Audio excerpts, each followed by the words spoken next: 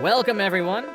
In this tutorial, I'll guide you through setting up interactions and enemies using the 2D Platformer Template plugin.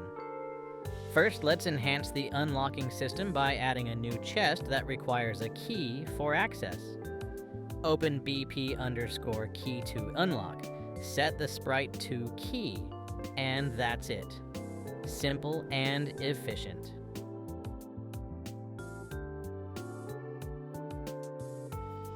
Now let's configure the chest to be unlockable with the key. In the Details panel, under the Interactions section, set the key to unlock class to BP_key to unlock, and we're all set.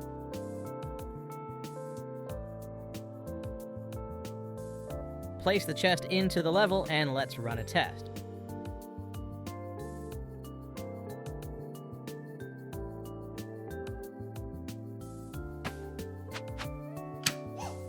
As you can see, the chest remains locked until you find the key. Now let's place the key in the level.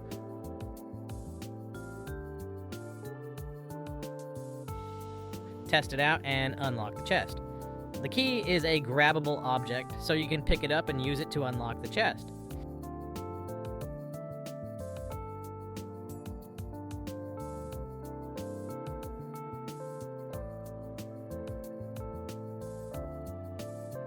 Next, let's implement an unlocking door mechanism with a crank system. Open BP_crank and set the source sprite to the appropriate asset.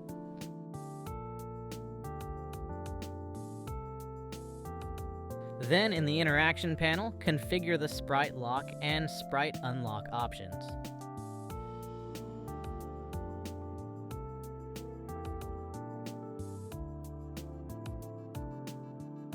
Compile, save, and place the crank into the level.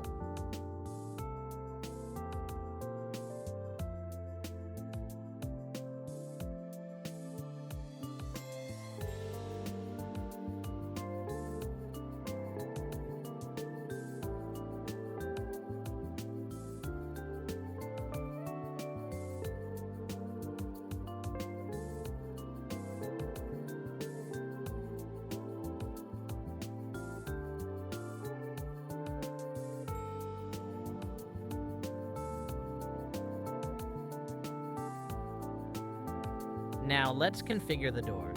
Assign the source sprite to the door assets and adjust the interaction panel settings accordingly.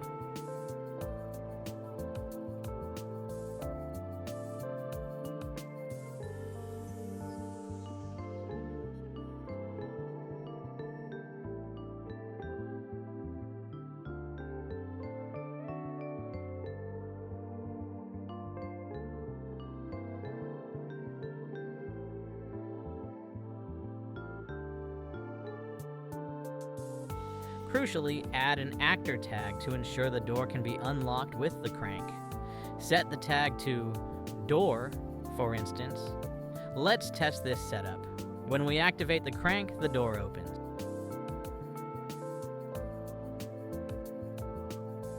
As you can see, it works perfectly. That's it. We're all set.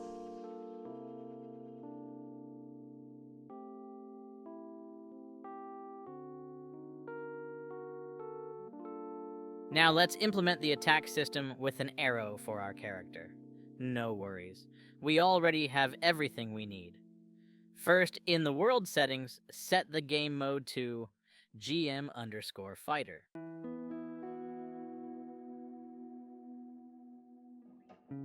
Open BP_fighter and configure the idle flipbook animation for the character.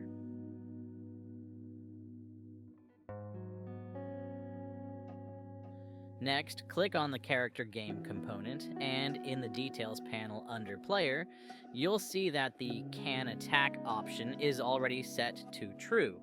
Now let's move to the event graph. I've set up a basic attack system here. On the stop attack event, I'm spawning the projectile arrow. For example, I'm also consuming mana with each attack. Finally, call the blueprint function play custom animation to trigger the animation when the character stops attacking. This will play the arrow shooting animation.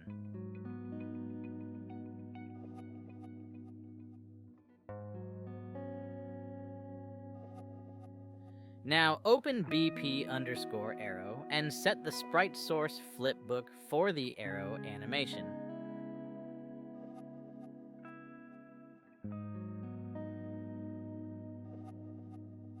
In the interaction section, configure the impact flipbook, as well as the spawn sound and impact sound settings. Under the param section, you can define the damage amount, enable the can take damage on enemy option, and adjust the play sound distance parameter.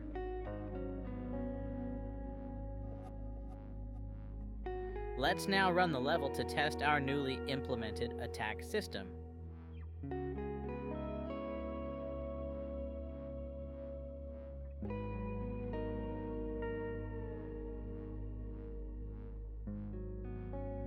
Since we consume mana when spawning the arrow, let's add a potion system to restore mana. Simply place the BP_potion into the level and set the sprite source flipbook for the potion.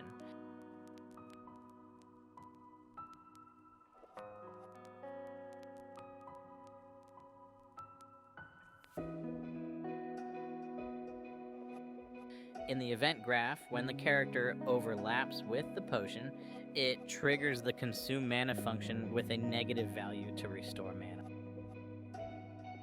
Now let's test it out in the level.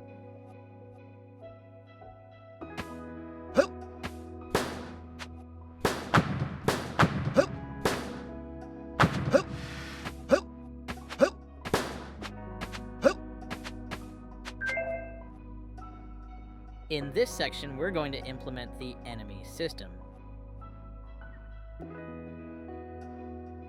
First, open BP_boar and set the sprite source flipbook for the boar's animation.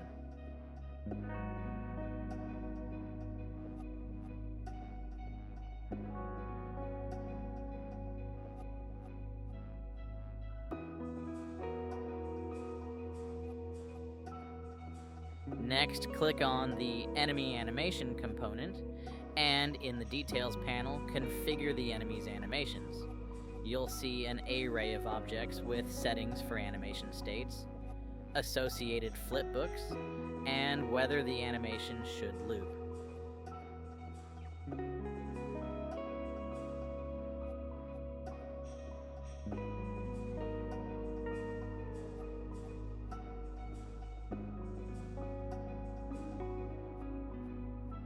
Place BP_boar into the level and click on Simulate to adjust various parameters such as the running speed.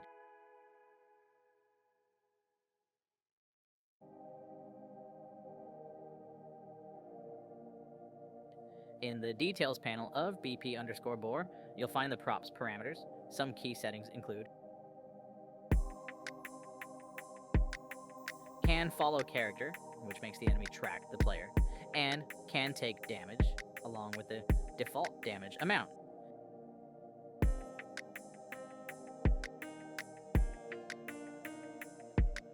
You can also choose to display the enemy's health bar.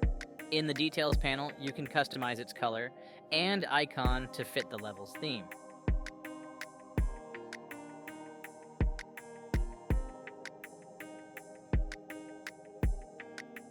Now let's test the level.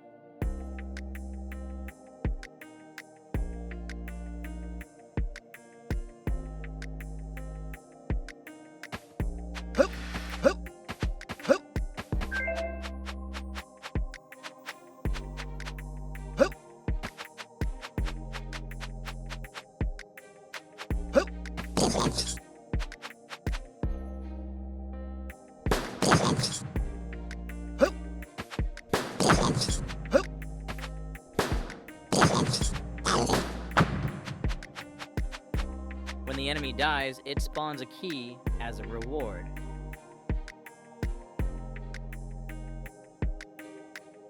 Now let's implement a camera dead zone. This will make the camera static when the player enters the designated zone.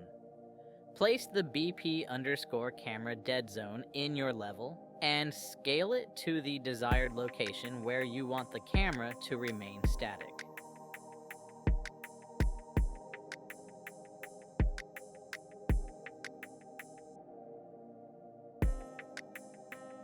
Play the level to test.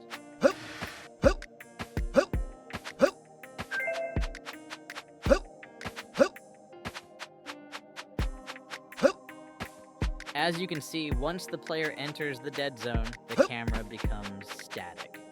In the Details panel under Camera Settings, you have several parameters to customize. Center in the box. This centers the camera within the dead zone. Enable Transition. This adds a smooth transition animation when the player enters the dead zone. Let's enable it and test the result.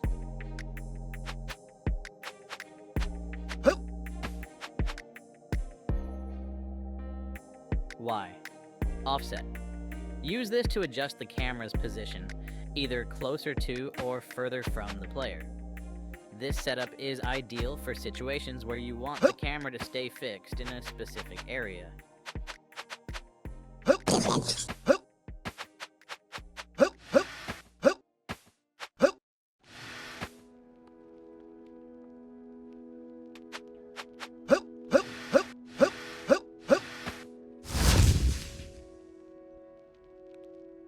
In this section, we're going to implement a dialogue system. Start by placing BP_NPC cave into the level. The dialogue system is very user-friendly and easy to set up. Open BP_NPC cave and add the idle flipbook along with the necessary animations. Click on the sphere component to adjust the location where the player can interact with the NPC.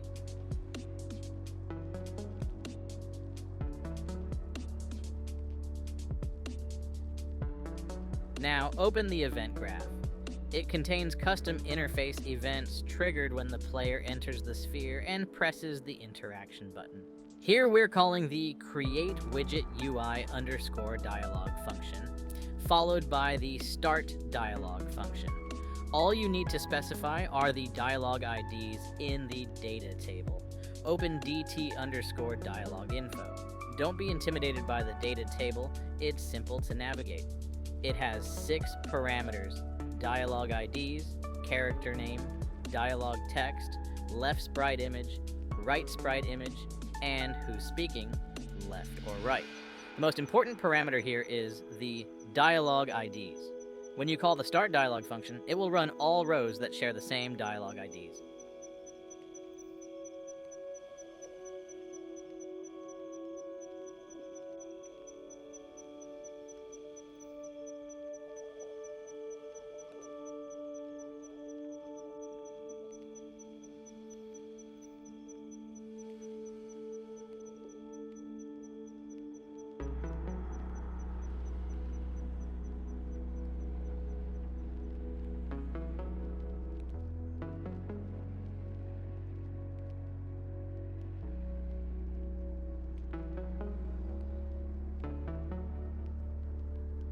Now let's play the level to test the dialogue system in action.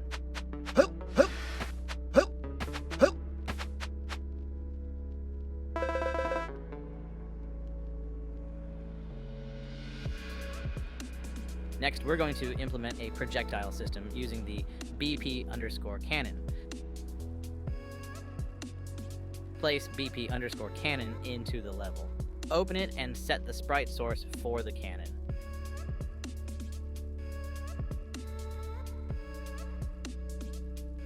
In the Details panel, assign the paper sprite for the firing animation and set the projectile class to BP_Cannonball.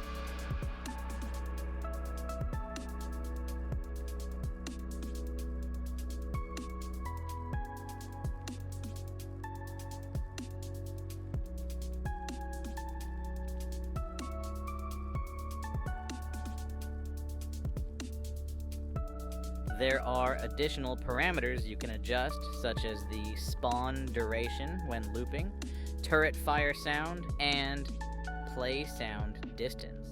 Now, open BP_Cannonball. We're going to set the source sprite and the projectile impact flipbook under the interaction panel.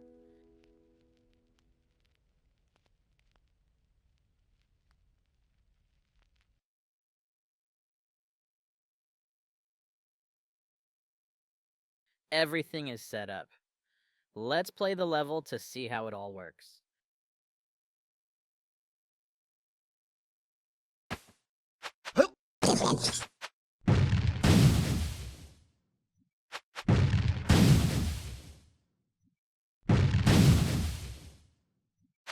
That concludes our tutorial. Feel free to explore other interactions like ladders, trampolines, and checkpoints. If you need additional help, check the link in the description. Thank you for choosing our product, and we'll see you in the next tutorial.